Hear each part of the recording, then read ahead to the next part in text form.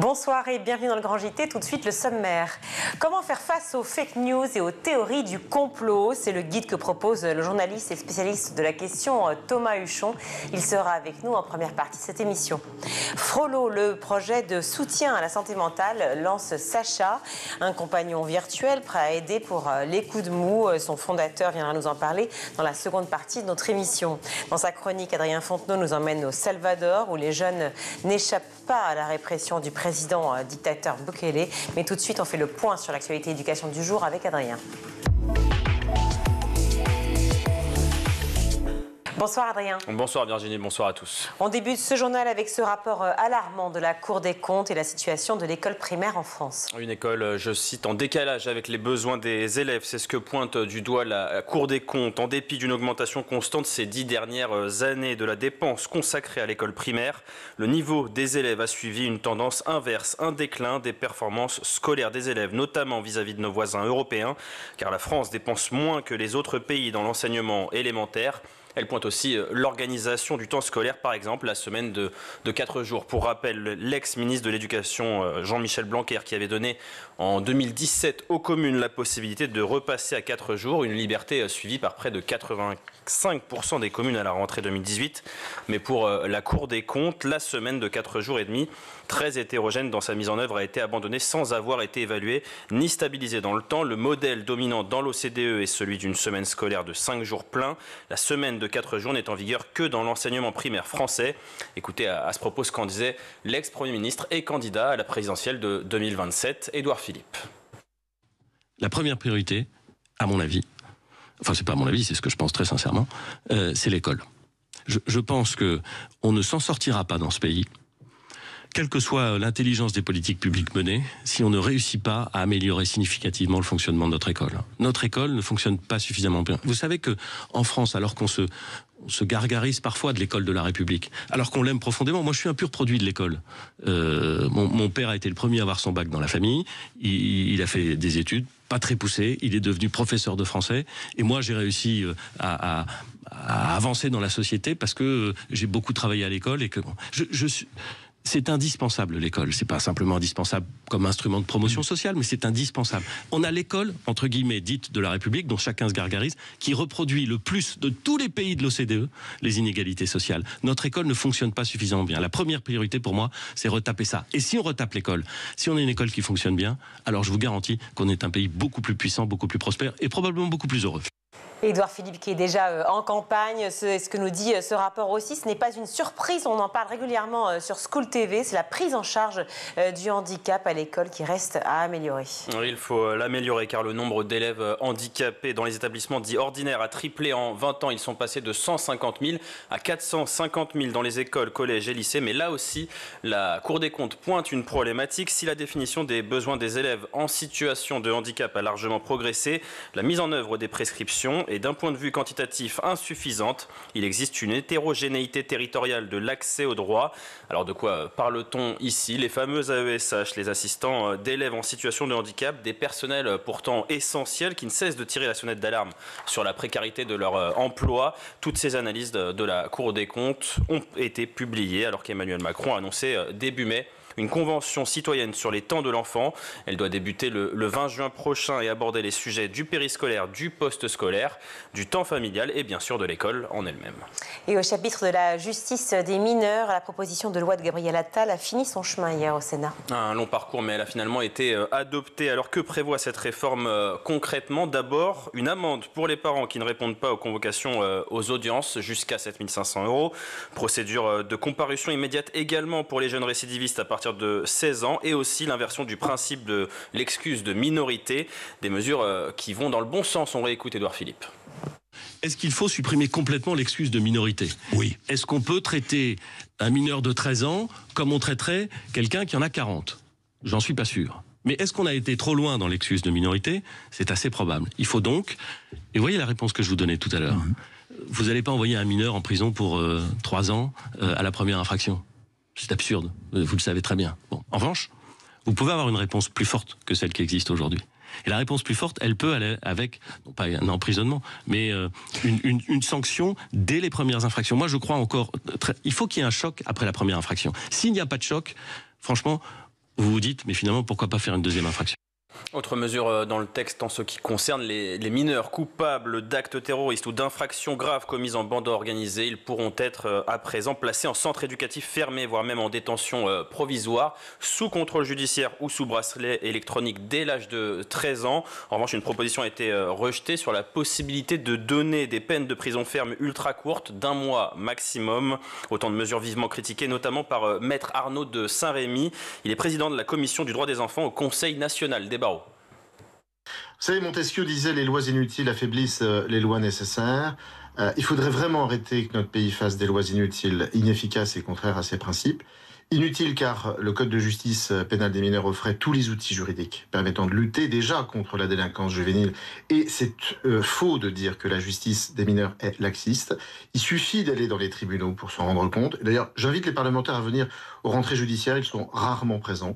Il y en a qui y viennent mais ils n'y sont pas. Inefficace car à défaut de moyens supplémentaires, la loi ne sera ni applicable ni appliquée. Et la loi en tout cas, ne prévoit aucun dispositif supplémentaire, et contraire à ces principes, car de toute évidence, le législateur a retenu des dispositifs qui sont contraires à la Constitution. Mais pour vous, c'est une loi qui ne sera pas appliquée ?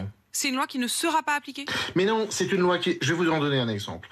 Le législateur a souhaité renforcer des dispositifs carcéraux. Bon. Nous sommes déjà dans une situation proche de la surpopulation carcérale pour les mineurs. Sachez qu'il y a 3000 mineurs par an qui sont incarcérés en France. Sachez par exemple que dans la prison de Dijon, le centre pour mineurs est déjà à 115,4% de surpopulation. Voilà pour les divisions autour de cette réforme. Gabriel Attal, qui portait ce projet de loi, a salué sur X l'action concrète du Parlement pour renforcer l'autorité dans notre pays. Les mineurs, on continue d'en parler, mais cette fois, côté victime, dans le Finistère, un ancien entraîneur d'escrime a été condamné à 2 ans de prison avec sursis pour agression sexuelle sur mineurs. L'homme de 41 ans entraînait dans le club de Morlaix et les faits remontent à l'été 2021. Une psychologue scolaire avait alerté le procureur après le témoignage d'une adolescente sur son mal-être et des agissements de son maître d'armes entre 2016 et 2020. À plusieurs reprises, l'entraîneur a reçu chez lui de jeunes escrimeuses pour des séances dites de renforcement musculaire, des séances accompagnées de massages ambigus ou des temps de relaxation. Il invitait aussi ses élèves à profiter de sa salle de bain pour se doucher.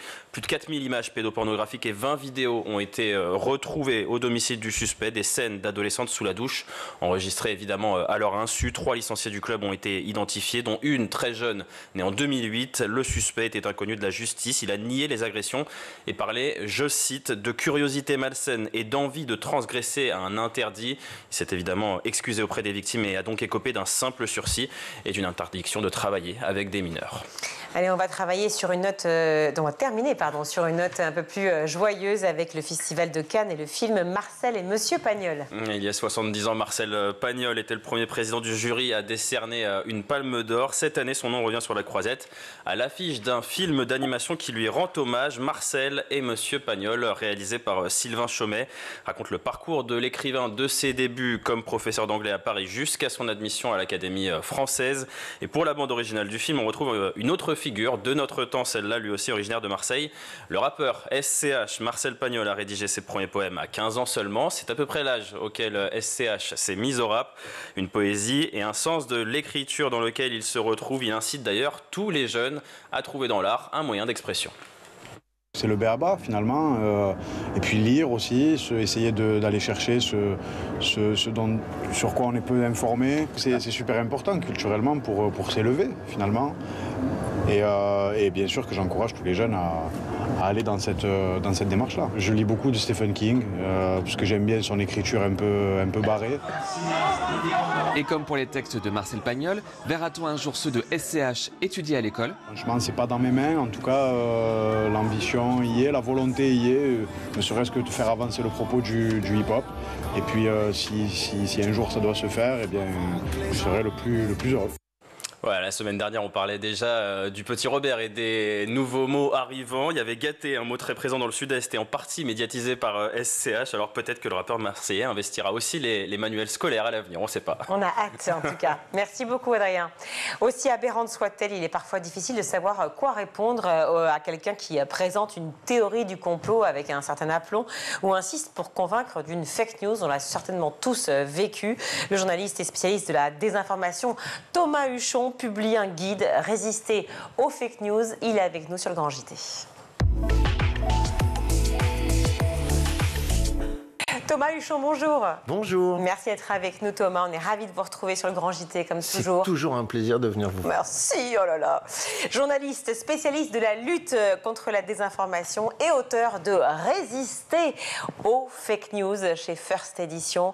Résister, hein, le mot est bien choisi. Résister comme un acte militant, cher Thomas, ou comme la notion d'une envie irréfrénable, incontrôlable.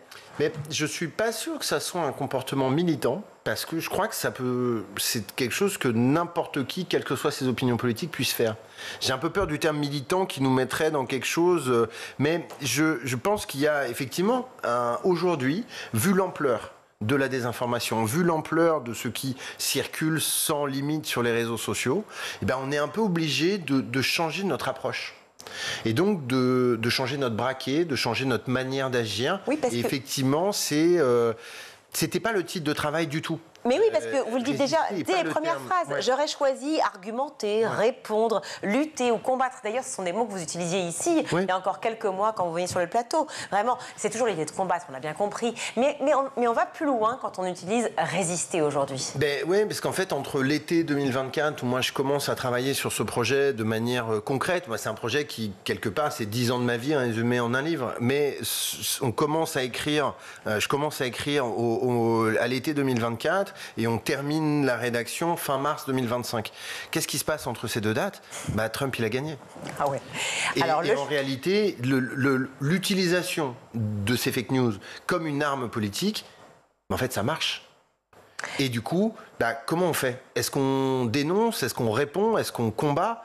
Là, il a gagné. Donc, on rentre en résistance et on essaye de préparer la suite. Alors, la suite, on va en parler. L'actualité, on va en parler notamment avec Trump, évidemment, et vous y consacrez un chapitre absolument redoutable.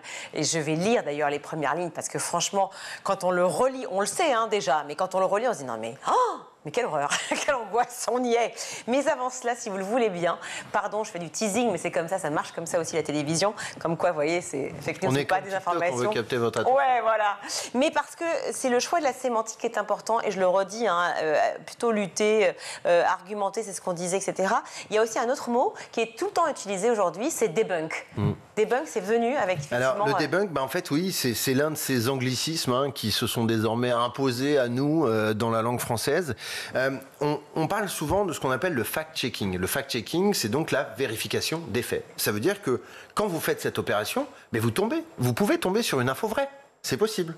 Quand on fait du debunking, ça veut dire qu'on ne peut pas tomber sur une information vraie. C'est démentir, debunking. C'est-à-dire que debunking, c'est trouver une information, démontrer qu'elle est fausse, mais c'est pas le plus important dans l'opération. C'est surtout montrer à quoi ça sert, comment c'est utilisé, et de le replacer dans un contexte qui est bien souvent social, sociétal, politique, et de faire un lien, finalement, entre les mots, même s'ils sont virtuels, et les actes qui, eux, sont bien réels. Non, mais c'est important ce que vous venez de dire, parce qu'en fait, vous expliquez qu'en fait, l'information... À la limite, c'est important de la comprendre et savoir quelle est la bonne information. Mais c'est pourquoi elle est utilisée finalement dans cette idée-là. Effectivement, dans chacun des chapitres qui déconstruit une théorie du complot, on essaye de présenter les arguments des complotistes, d'y répondre, de les contredire, mais aussi d'expliquer qui l'utilise. Et en expliquant qui l'utilise, d'expliquer aussi les conséquences de tout ça. On mesure souvent assez mal l'impact de cette désinformation dans la vraie vie, et pourtant, ça a des conséquences dans la vraie vie. C'est Voltaire qui le disait mieux que nous il y a fort longtemps, ceux qui vous font croire des absurdités vous feront commettre des atrocités. Et donc, il y a un lien entre ce que nous lisons, ce que nous entendons, ce que nous croyons et ce que nous faisons. Et dans ce lien-là, finalement... les réseaux sociaux ont rendu beaucoup plus rapide le passage de l'information à l'action, de la mauvaise information à la mauvaise action. Et je crois que dans un pays qui a subi à la fin du mois d'avril, au début du mois de mai, cet horrible crime contre nos compatriotes musulmans, contre un musulman dans la mosquée d'Alès, eh bien, on voit bien que tous ces discours, notamment racistes, comme le grand remplacement, qui est une théorie du complot qui circule de manière très forte, eh bien, ça imprègne les cerveaux. Et au bout d'un moment, eh bien, ça pousse des gens à commettre parfois l'irréparable. En tout cas, c'est une possibilité. Donc, lutter et résister contre ces fake news, c'est aussi essayer d'empêcher que ce monde auquel nous sommes si attachés, la vraie vie dans laquelle nous sommes avec des vrais gens, nous avons des vraies relations, eh bien, il faut le préserver, il faut le conserver, il faut conserver quelque chose d'essentiel, c'est notre capacité à dialoguer. À dialoguer et puis avoir un esprit critique. Thomas Huchon, qu'est-ce qui fait qu'on est attiré par les fake news? Qu'est-ce qui donne envie? Qu'est-ce qui grise finalement cette théorie du complot? On n'est pas tous attirés par toutes les fake news. Quand même, on se pose la question. Vous parlez des réseaux sociaux, forcément, l'algorithme fait qu'on y est amené. On est d'accord, mais je vais vous prendre un exemple. Vous, par exemple, vous seriez assez peu sensible aux théories du complot masculiniste, qui expliquent qu'il y a un complot des femmes pour émasculer les hommes et prendre le contrôle de la planète. Pourquoi? Parce que ça ne correspond pas à ce que vous êtes. Pourtant, il y a peut-être certaines théories du complot qui pourraient aller un tout petit peu dans le sens de ce que vous croyez déjà et qui pourraient faire en sorte que vous basculiez. La théorie du complot, on l'imagine toujours comme quelque chose de loin de nous, qui nous est étranger.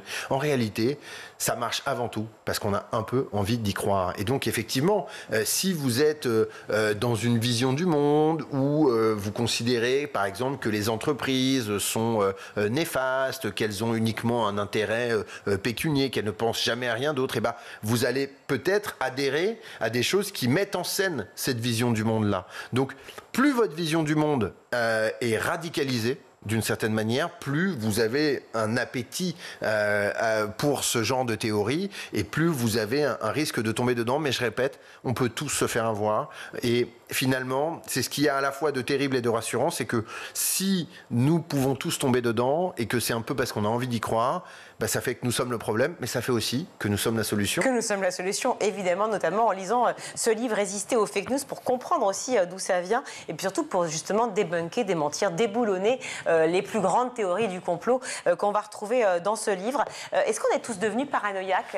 Est-ce qu'on a peur de la manipulation? C'est souvent ce qui revient dans le discours, notamment à l'instar des politiques, des hommes et femmes politiques, de se dire, attendez, là, ce qu'il dit, c'est bon. Derrière, il y a autre chose. Je crois qu'il y a un double phénomène. Il y a un phénomène de perte de la confiance généralisée dans la société, de la confiance envers les institutions, envers les médias, envers la science, envers les médecins, envers les policiers, envers la justice. On voit bien qu'il y a eu un basculement dans la société française. Et en même temps, on voit bien aussi que finalement, il n'y a pas tant de malversations qu'il y a de théories du complot.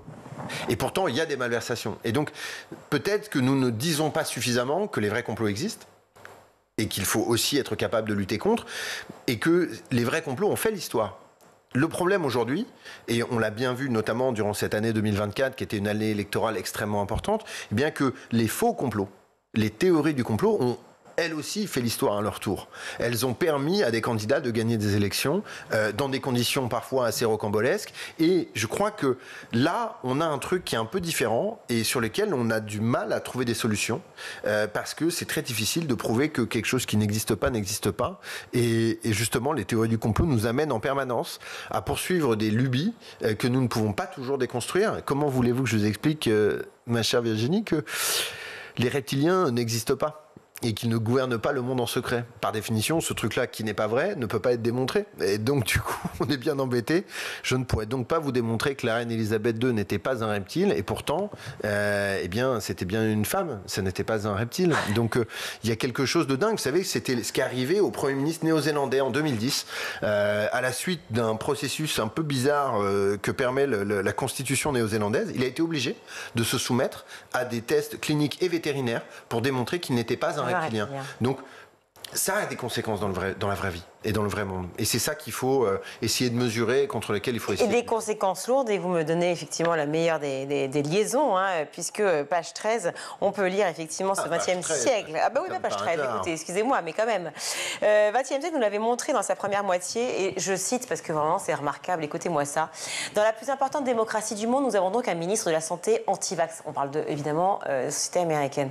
Un ministre de la Santé anti-vax qui pense qu'il y a des produits dans l'eau du robinet qui rendent homosexuels. Entre parenthèses, c'est Thomas Huchon qui le dit. Si, je vous jure. C'est Robert Kennedy. Ouais. Une ministre de l'Éducation qui est une ancienne catcheuse professionnelle, un ministre de la Défense qui refuse de se laver les mains et qui croit que les microbes n'existent pas, ou encore une responsable des services de renseignement soupçonnée d'être au mieux une fan du régime russe au pire, un agent infiltré de Vladimir Poutine.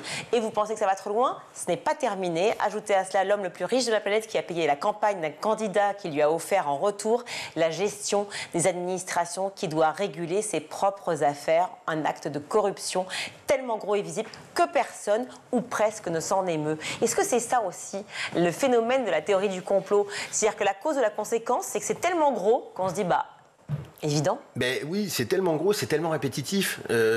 Certains ont essayé, au moment des 100 jours de l'administration Trump, de faire une espèce de bilan. Mais c'était totalement impossible. Tous les jours, la Terre tremble sous nos pieds et nous perdons toute capacité d'analyse de tout ça. Mais justement, je crois qu'effectivement, cette espèce de bruit et de fureur qu'il incarne de manière permanente, permet tout ça. Et que en bousculant, en faisant tomber les unes après les autres, les digues qui permettent à nos démocraties de fonctionner, eh bien en fait on permet aussi ce genre de discours, on permet aussi ce genre de choses. Il y a un truc qui est très inquiétant à mon sens aujourd'hui, c'est pas tant le fait que M. Trump dise n'importe quoi, c'est que la société américaine a accepté un peu, comme vous le dites, l'idée que plus rien n'aurait vraiment d'importance. Mais si plus rien d'importance, c'est ça le problème. Et c'est ce que vous dites. Pourquoi résister alors? Puisque tout est perdu et que le combat est lui aussi perdu d'avance. Et c'est vrai que c'est là où on en vient à la question résister, d'accord, mais pour quelle raison? Eh bien, dans un média comme School TV, je crois que ça me paraît absolument essentiel de miser sur la capacité de nos compatriotes à atteindre cette résilience informationnelle, à être capable de lutter contre ces fake news, à développer son esprit critique. Et je crois aussi que notre pays nous ne sommes pas les États-Unis d'Amérique. Nous sommes un pays différent, avec des règles différentes, avec des cultures et des traditions différentes. Et j'espère que ce que nous avons payé très cher au XXe siècle en termes d'histoire et de mémoire collective, eh bien, nous permettra d'éviter que l'histoire se répète. C'est Marx qui disait « l'histoire bégaye mais ne se répète pas ». J'ai malheureusement l'impression en ce moment qu'elle bégaye beaucoup et que les choses semblent se répéter. Mais je veux croire aussi à la capacité que nous avons, nous, d'éviter le piège. Je crois qu'il y a quelque chose de très incapacitant à ce phénomène des fake news qui nous dépasse. Tout ça se passe dans des trucs qu'on comprend pas très bien, les algorithmes, les fake news, les ingérences russes et tout. Et pourtant, il faut qu'on agisse. Oui, mais Thomas, vous l'avez vécu, vous. D'autres personnes en face de vous vous diront, mais vous êtes vous-même manipulé, vous ne vous rendez pas compte de ce que vous dites. Vous ne vous rendez pas compte que vous n'avez pas la bonne information. Effectivement. Alors moi, je le vis de manière assez poussée. Vous l'imaginez, dès que j'ouvre la bouche, c'est immédiatement ça. Oui, mais il y a toujours eu des gens qui nous disaient n'importe quoi. Le problème, c'est pas tant qu'il y ait des gens qui disent n'importe quoi, c'est qu'il existe aujourd'hui des outils pour donner à ces gens un mégaphone que tous ceux qui voudraient les contredire n'auront jamais à disposition. C'est cette espèce de fausse idée que défendent les grandes plateformes numériques américaines d'une soi-disant liberté d'expression qui en réalité n'est pas tant une liberté d'expression qu'un pouvoir de mentir sans contradiction. Si on regarde bien ce que fait M. Musk sur X, anciennement Twitter, on est vraiment là-dessus. L'idée de retirer le fact-checking, effectivement, ils ont tous suivi ensuite. Exactement. Effectivement, on peut se dire, finalement, maintenant, libre à vous de faire votre propre libre à vous, mais en fait, ils ont supprimé le fact-checking pour le remplacer par des community notes. Donc c'est un système où la communauté, donc les utilisateurs, vont venir dire c'est vrai, c'est pas vrai. Bon, dit comme ça pourrait être intéressant, mais il s'est passé quelque chose quand même au mois de février. Monsieur Musk a expliqué dans un tweet que Monsieur Zelensky était un dictateur. qu'est-ce qu'a fait la communauté de Twitter, qui sont pourtant assez fans de M. Musk? Ils sont venus lui expliquer que non, c'était pas totalement vrai, et que le dictateur, c'était Vladimir Poutine, que Zelensky avait été élu dans des élections. Enfin, un travail de documentation, je veux dire, de fact-checking. À l'issue de ce truc-là, qu'est-ce qu'a fait M. Musk? Il a décidé de supprimer les community notes. Vous voyez bien que son problème, ce n'est pas le fact-checking. C'est la dictature. Le problème, c'est la contradiction. C'est la dictature. dictature. Non, mais je crois qu'il faut bien comprendre ce truc-là. Ils sont libertariens. Ça veut dire qu'ils sont dans une idée politique qui défend ce concept du libertarianisme qu'on n'expliquera peut-être pas maintenant, mais ils ne sont quand même, pas pour juste la un petit liberté, mot quand même, parce que le libertarianisme, c'est une vision du monde dans laquelle l'État ne doit pas jouer de rôle du tout dans l'économie et les entreprises doivent être capables de faire ce qu'elles veulent parce qu'elles sont les plus à même de réguler. Et il y a un peu derrière cette idée, l'idée de l'homme génial. Le start-upper, le génie qui fait fortune, qui serait capable d'être une espèce de despote éclairé, qu'incarne d'ailleurs très bien Elon Musk dans sa pratique entrepreneuriale ou politique. Oui, tout à fait, mais ce qui n'a rien à voir effectivement avec l'esprit de contradiction, avec l'esprit critique dont on parle, et le fact-checking, la vérification des faits. Défendre la liberté d'expression, c'est oublier que pour en jouir, il faut disposer du libre arbitre. Tout à fait. Alors, juste, quand on parle, par exemple, de la politique, parce que c'est pas du USA bashing qu'on fait, c'est juste comprendre effectivement comment on en vient à cette situation-là. Comment vous expliquez l'avènement, justement, au pouvoir de ces complotistes, de ces personnes qui sont amenées à poser, finalement, des fake news en vérité? Il y a quand même un phénomène qui est que le marché de l'information a profondément évolué. Et que pourquoi les fake news peuvent circuler dans l'espace numérique aujourd'hui? Parce que il n'y a pas de vraie responsabilité de celui qui parle. Ça veut dire que vous pouvez dire n'importe quoi. Et bizarrement, en donnant la possibilité aux gens de dire n'importe quoi, qu'ont-ils fait? Ils ont dit n'importe quoi. Et donc, en faisant sauter le verrou de la responsabilité de la parole tenue, en réalité, on a donné la possibilité à n'importe qui de dire n'importe quoi. Mais faudrait-il pour autant revenir en arrière? En tout cas, ce qui est sûr, c'est qu'il faut qu'on s'interroge. Est-ce que ce qui fonde nos démocraties, c'est uniquement la liberté d'expression? Et donc, à ce moment-là, il faut qu'elle soit totale, et voilà. Ou est-ce que ce qui fonde notre démocratie, c'est aussi le fait que la charge de la preuve, lors d'une accusation, doit reposer sur celui qui parle et pas sur celui qui doit se défendre. Parce que, en créant un système dans lequel on peut vous accuser de tout et n'importe quoi, sans vraiment avoir à le démontrer. Du coup, vous ne pourrez pas vous défendre. Est-ce qu'on a créé un système démocratique ou est-ce que tout ça, ça ressemble pas plutôt à un procès stalinien en Union soviétique? Je pense que, bien entendu, ça ressemble à un procès stalinien. Et donc, on s'est un petit peu fait tromper par ce qu'étaient ces plateformes. Et aujourd'hui, elles se sont tellement installées, tellement imposées dans nos vies quotidiennes, dans nos vies sociales, dans nos vies politiques, dans nos vies amoureuses, il devient très difficile de revenir en arrière. Et pourtant, moi j'ai un peu peur, Virginie, qu'on se retourne dans une quinzaine d'années et qu'on regarde ces réseaux sociaux et ceux qui les ont fabriqués comme on regarde aujourd'hui ceux qui ont massacré les Indiens d'Amérique. Je crois qu'en réalité, nous sommes face à des gens qui sont en train de capter tout le savoir produit depuis des centaines d'années, toute la culture, la musique, l'art. Ils sont en train de capter nos données personnelles, nos intimes, d'en faire une projection comportementale. À quel moment est-ce que toute cette histoire peut bien se terminer ? Et pour autant, ces réseaux sociaux vous permettent, vous aussi, par ailleurs, d'exister. À beaucoup d'influenceurs, on dit influenceurs, c'est un terme un peu basique, mais à des personnes qui, effectivement, peuvent vraiment contrer ce fact-checking, notamment sur le plan de l'histoire, avec des profs d'histoire géniaux qui parlent justement aux jeunes et peut-être aux gens un peu moins cultivés.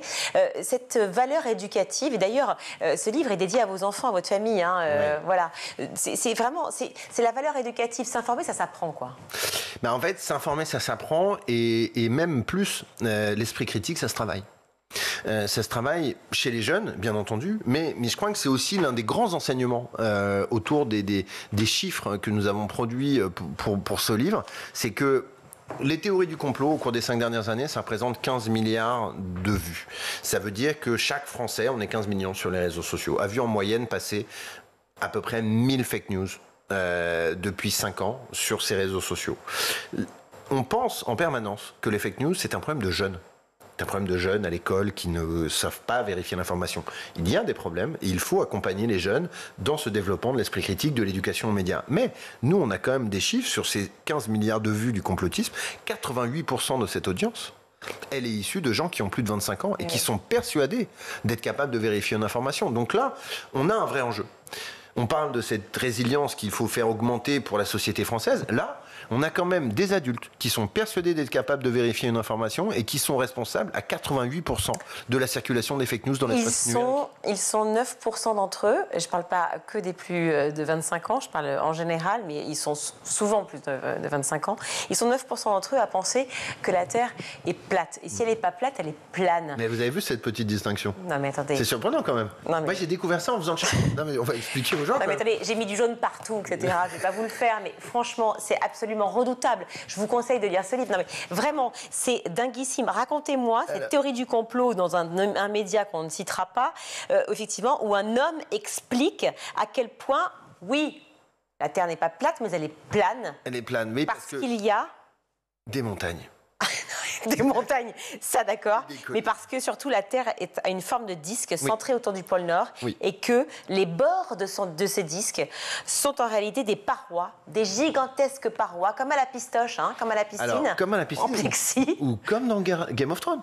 Voilà, comme Game of Thrones. C'est une paroi de glace qui empêche. Alors, moi j'ai découvert quand même, effectivement, on connaissait les plates. Qui empêche donc qu'on tombe, on est d'accord, hein, c'est ça, parce que le côté pour pas tomber. Oui, mais vous savez, ce qui est très intéressant sur cette histoire de Terre plate, c'est que c'est quand même un truc assez ancien. Je veux dire, il y a 3 siècles avant Jésus-Christ, il y a déjà des hommes très intelligents qui ont développé une méthode pour démontrer que la Terre est ronde. D'ailleurs, si vous voulez le reproduire chez vous, ça n'est pas limité aux professionnels. Vous allez dans une boutique de bricolage, vous achetez 2 tiges en bois qui font exactement la même taille. Je regarde la caméra en direct pour le faire en direct. Vous prenez, voilà, on va faire la chronique. Comment est-ce qu'on vérifie la Terre plate? Mais en 20 secondes. Parce en 20 secondes. 2 tiges exactement les mêmes chez Leroy Merlin ou X ou Y. Vous les mettez, un à Marseille, l'autre à Bordeaux. Vous calculez l'ombre portée sur le sol, vous reprenez la formule d'Ératosthène, et avec ça, vous avez non seulement la capacité de prouver que la Terre est ronde, mais en plus de calculer la taille de la Terre, ce qu'ils étaient capables de faire il y a plus de 2000 ans. Et nous, aujourd'hui, on se retrouve donc avec des gens qui regardent des vidéos sur YouTube et qui tombent dans un piège absolument terrifiant. C'est quand même pas très rassurant sur l'évolution de l'humanité. De dire qu'il y a 2000 ans, on avait des gens qui étaient capables d'éviter un piège que ceux d'aujourd'hui ne sont pas capables de voir, alors qu'ils ont des moyens d'information, avec toujours des arguments sur la manipulation. Encore une fois, vous le dites, hein, c'est un mensonge émis par la NASA pour nous faire croire que les États-Unis gagnent la guerre, les étoiles contre l'URSS, parce que c'est pas la Russie à l'époque, c'est l'URSS. C'est fait pour nous cacher des bases secrètes qui sont en Antarctique, qui nous ont interdit à la visite au survol. Enfin bref, les arguments complotistes sont permanents et usuels, et c'est toujours les mêmes, quoi. C'est la même rengaine, et pour autant, on n'arrive pas à les contrer. En fait, il y a toujours 2 choses. C'est que 1, vous croyez à une théorie, et 2, vous croyez qu'il y a un complot pour vous mentir sur ce sujet. First Edition, donc édite ce livre remarquable, résister aux fake news, manipulation, forces occultes, complot, comment faire face aux théories du complot les plus courantes. Et c'est donc écrit par le formidable Thomas Huchon, ici présent. Merci beaucoup d'être venu sur le plateau du Grand JT. Revenez quand vous voulez, vous êtes ici chez vous, cher Thomas. Merci beaucoup de nous avoir accordé ce temps. Et vous avez vu comment je l'ai manipulé. Je suis très très heureux de voir ce livre. N'arrête pas, et j'ai appris plein de trucs. C'est fait pour ça. Gardez-le dans la poche et sortez-le à l'apéro pour tonton conspi et tata antivax. Oui, c'est tata antivax, exactement. Merci beaucoup. On marque une courte pause, on se retrouve.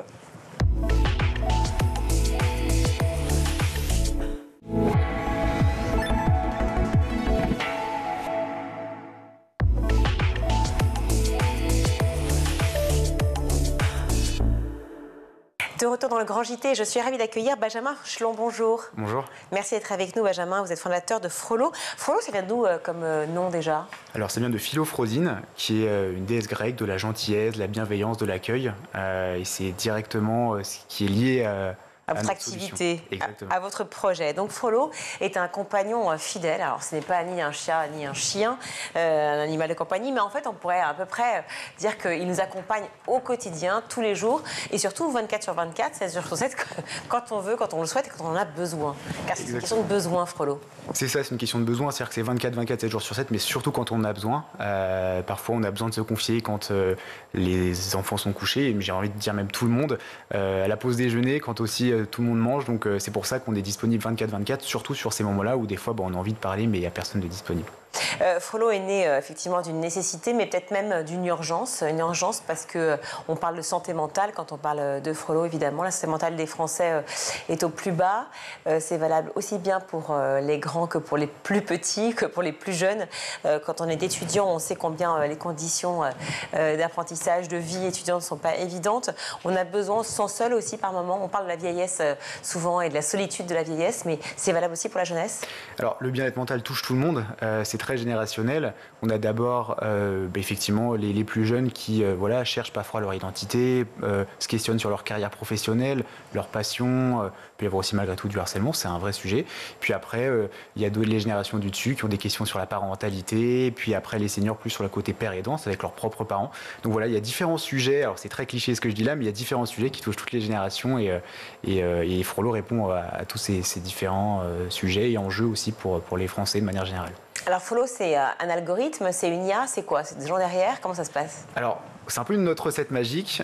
Donc pour la partie IA, on a effectivement un algorithme qui a été fait en termes d'architecture par un professeur de Polytechnique et puis ensuite développé par une personne de l'école 42, donc une des top écoles en matière de code.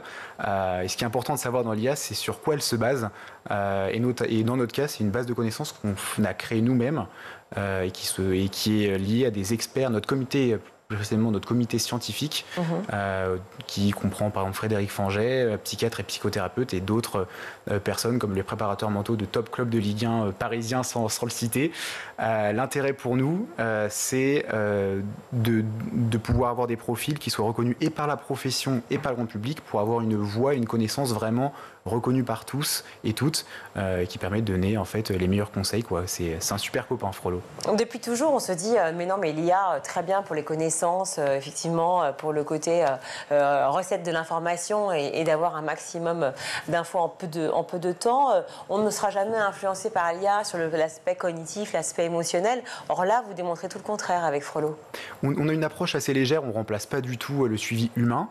En revanche, on pense que c'est quelque chose qui est très intéressant effectivement de développer, de creuser.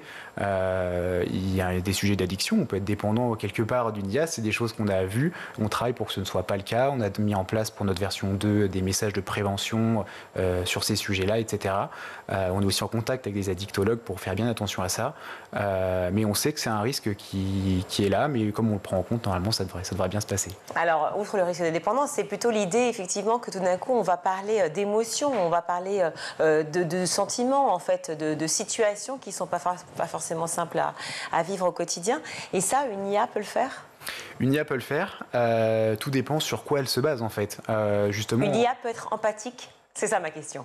Ah, la question, oui, une IA peut être empathique, si tant est que les consignes qui lui sont données font qu'elle soit empathique. Le fait d'être empathique, c'est très complexe, c'est une science molle quelque part, tous ces sujets-là. Et donc, on a mis en place nos algorithmes, mis en place notre base de connaissances pour lui donner tout ce qu'on voulait, c'est-à-dire cet aspect empathique, cet aspect bienveillance, autoréflexion aussi exactement, pour que justement on n'ait pas cet aspect bot qu'on peut retrouver souvent dans les solutions d'IA, mais vraiment quelque chose de novateur, et d'avoir une conversation, une interactivité sympa avec cette IA.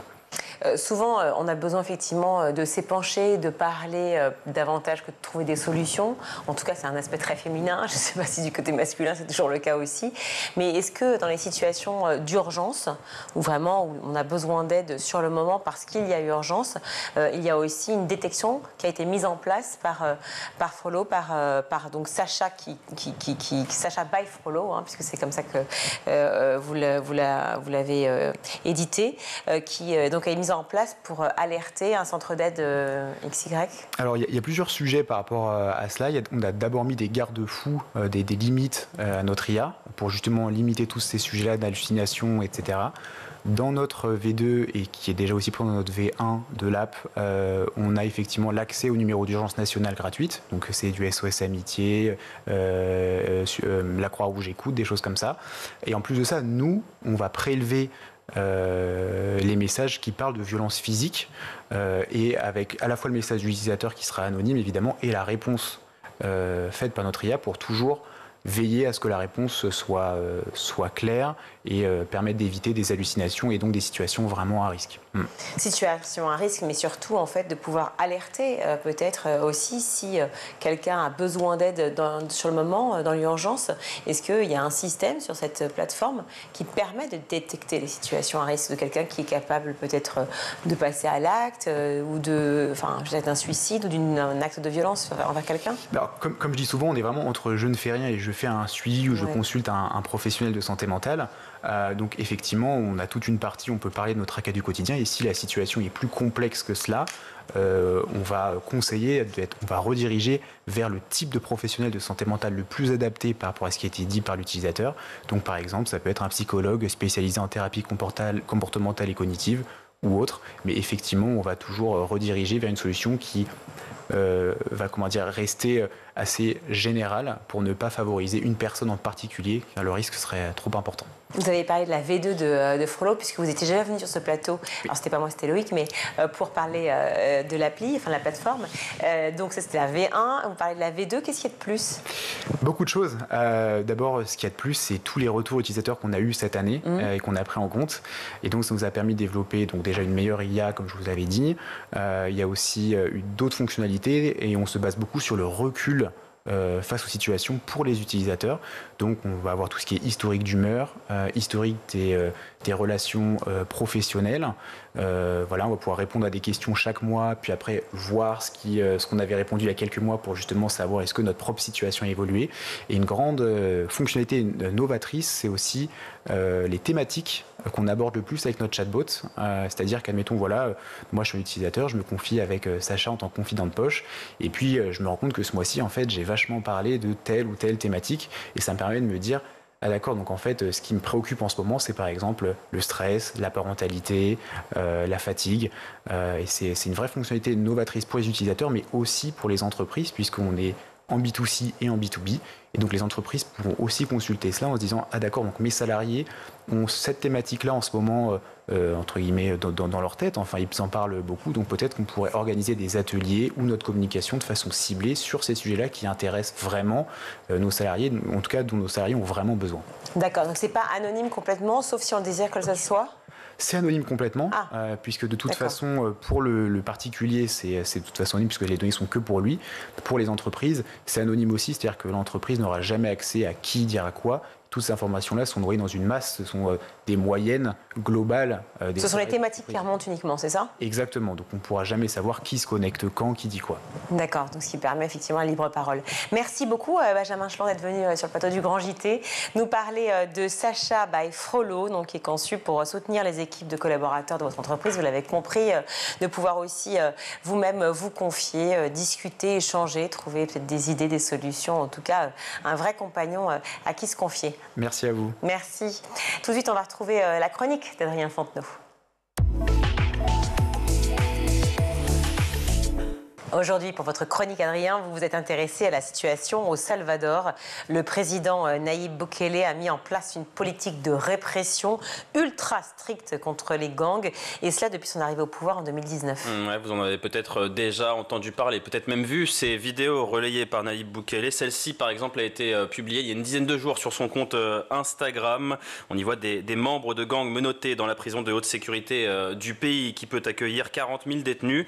On ne l'a pas mis, mais il y a aussi un graphique graphique qui montre comment le Salvador est passé du pays le plus violent du monde sans guerre à l'un des plus sûrs en 2024 avec désormais 1,9 homicides pour 100 000 habitants. Ça c'est pour les chiffres avancés par Nayib Bukele et leur propagande, mais dans les faits, quand on creuse un peu, on se rend compte que cette répression a des conséquences parfois insoupçonnées. Oui, ces conséquences sont les plus jeunes qui les subissent, comme toujours, car le président du Salvador ne semble pas faire beaucoup de distinctions quand il s'agit de serrer la vis et d'incarcérer. Ouais, il y a justement une affaire qui est devenue l'un des symboles des dérives de l'état d'urgence permanent dans le pays, c'est celle des garçons de Chalatenango. Nayib Bukele est en guerre totale contre le gang. Et pour l'exemple, en février 2024, il a ordonné la mise en détention de 10 mineurs. Gerson, 14 ans, en fait partie. Le garçon est soupçonné d'entretenir des liens présumés avec la Mara Salvatrucha, un groupe armé aussi connu sous le nom de la MS-13. Et sur quelles preuves s'appuie le parquet antiterroriste pour justifier cette arrestation? Une simple vidéo de 10 secondes filmée par Roberto, un camarade de classe âgé de 15 ans et inculpé lui aussi. On y voit 4 adolescents marcher dans le hall de leur école. L'un d'eux fait un signe à la caméra que le parquet a identifié comme un signe de gang de la Mara. Facteur aggravant, elle a été publiée sur les réseaux sociaux avec une musique associée à la fameuse MS-13, des preuves suffisantes pour la justice salvadorienne, mais un scandale pour l'avocate de la défense. Ils ont analysé la vidéo sans chercher à comprendre le cadre des relations quotidiennes entre les enfants et leur manière de jouer ou de faire des blagues. On ne peut pas analyser une scène sans la remettre en contexte, et pourtant c'est exactement ce qu'a fait le parquet. Ces jeunes ont été arrêtés donc il y a un peu plus d'1 an. Où en est-on de l'enquête? Que sait-on de la situation? Bien, après enquête des services de police, la vidéo reste, je cite, la preuve la plus solide du dossier. C'est bien simple, c'est la seule. Les téléphones des 10 enfants ont été fouillés, mais rien, pas un numéro de téléphone, pas une photo, pas de message incriminant, absolument rien en relation avec les gangs de la Mara. Dans le cas de Roberto, le jeune qui a filmé la scène, un t-shirt rouge de la marque italienne MSGM a été retenu comme preuve, car la marque commence tout simplement par les mêmes initiales que la MS-13. Ouais, ça peut paraître fou, mais c'est bien la réalité de ce contexte. Pour d'autres prévenus, écoutez, il y a aussi parfois suffit que le numéro 13 se retrouve sur leur compte Instagram pour confirmer les soupçons. Côté justice maintenant, on va regarder ce qu'en disait le ministre concerné, Gustavo Villatoro. Nous ne permettons pas que ce cancer revienne infester le pays, contaminer nos jeunes et menacer la sécurité et la paix retrouvée au Salvador. Vous savez ce qu'il a réclamé avant l'audience préliminaire, 20 ans de prison pour chaque jeune. Heureusement, la justice conserve encore une certaine forme d'indépendance dans le pays. Après plus de 2 semaines de détention préventive, le tribunal de deuxième instance chargé de la lutte contre le crime organisé avait ordonné la libération de 7 des 10 jeunes. Faute de preuves, seuls Gerson, Roberto et Guillermo ont été maintenus en détention. Eux ont écopé de peines de 3 à 5 ans de prison assorties de 5 ans de sursis probatoire. Et malheureusement, cette affaire est devenue bien le symbole des dérives autoritaires au Salvador, mais ce n'est qu'une histoire parmi tant d'autres. Ouais, pour celle-ci, en tout cas, l'avocate de la défense a décidé d'alerter la rapporteuse de l'ONU sur les droits des enfants et la détention arbitraire, mais pour toutes les autres, c'est très clair. Selon elle, Nayib Bukele veut arriver au chiffre de 120 000 détenus, qui correspond à l'idée qu'il se fait du nombre de délinquants et membres de gangs dans le pays. En comptant leurs hommes de main et leurs proches, le gouvernement a imposé un quota de 6 arrestations par jour et par commissariat.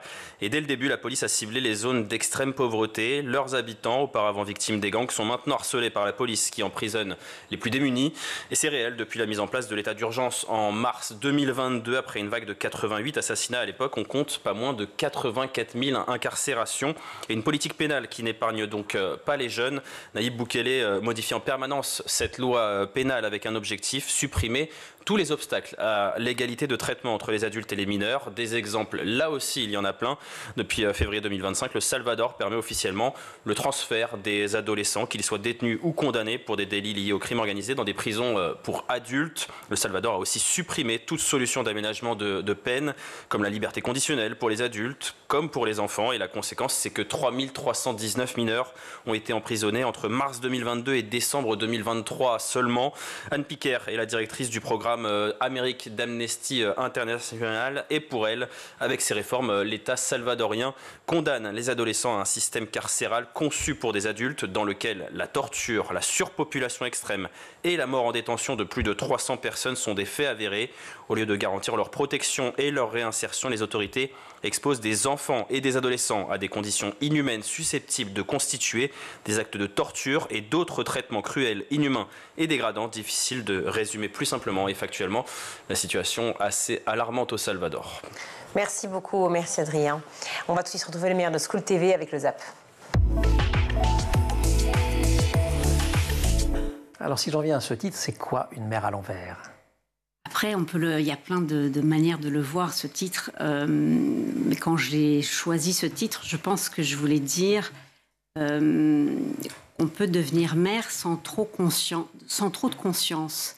C'est-à-dire que je suis née dans une famille où quand on est une fille, on va forcément se marier, on va forcément avoir des enfants. Donc je n'ai pas voulu faire, pour le coup là, à l'envers ou ne pas faire d'enfants, par exemple.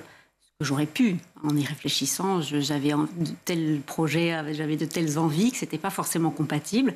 J'ai voulu avoir des enfants, mais je ne m'y suis pas consacrée comme j'aurais aimé pouvoir le faire. Mais parce que vous n'avez pas voulu renoncer, notamment à votre travail très envahissant, puis travail de soignante, travail qui, voilà, la maladie n'attend pas non plus. Parfois, on n'a pas tellement le choix. Non. Et donc à l'envers, dans le sens aussi peut-être de cette identification qui a tardé, et donc comme si quelque chose n'avait pas été jusqu'au bout en termes de... comment dire, même en termes psychiques, c'est-à-dire que c'est comme si j'étais une éternelle adolescente qui s'était retrouvée à devenir mère, mais sans avoir bien compris ce qui lui arrivait. Et ça a pris énormément de temps. Et je crois que c'est un peu ce constat qui m'a poussée à écrire ce livre. Vous l'avez opéré quand, pardon de vous couper, monsieur le maire, oui. ce virage numérique? Et quand avez-vous pris conscience de l'importance, de la plus-value que ça pouvait avoir? Eh bien, nous, on l'a fait il y a 3 ans. Il y a 3 ans, et on a profité d'un système, en fait, avec l'Éducation nationale, qui a mis en place l'école numérique et dans l'agglomération. Et du coup, on a été embarqué avec ça, avec des subventions intéressantes, parce que c'est ça le nerf de la guerre aussi, c'est l'argent. Trouver l'argent. Et puis surtout, avec une équipe pédagogique qui est associée au projet. On peut mettre du numérique dans les écoles, mais si l'instituteur n'est pas convaincu ou pas formé, c'est quelque chose qui va prendre la poussière. Donc là, on a la chance d'avoir une équipe d'enseignants qui sont proactifs et qui se servent vraiment du numérique et qui appuient leur enseignement là-dessus. Je m'appelle Moradachik, je suis un ancien prof de maths, donc c'est l'histoire du professeur devenu entrepreneur. Je me suis associé à mon frère à Rabat.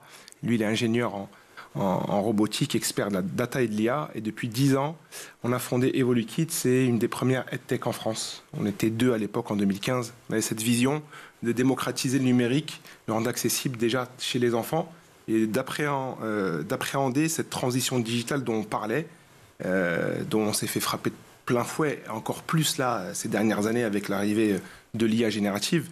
Mais on avait une approche par le bas. Au niveau démographique, quoi, c'est-à-dire par les enfants. Ouais. Et avec ce postulat de se dire ce qui est possible chez les enfants, forcément va être plus simple chez les adultes.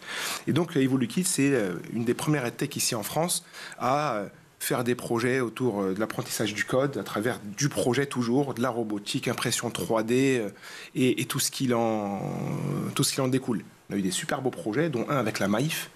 Le Maïf Numérique Tour, on a fait 3 fois le tour de France, on a touché 150 collectivités, et puis donc c'était super, on s'est bien éclaté. Ensuite, on s'est posé la question, c'était quoi l'étape d'après ? On s'est intéressé à l'IA. Rabat, mon frère, a fait des travaux de l'ingénierie pédagogique dans des écoles d'ingénieurs. D'accord. Et en fait, ce qu'il faut comprendre, c'est qu'avant, l'IA, c'était l'affaire vraiment des doctorants, quoi. C'était des sujets de thèse. C'est vrai.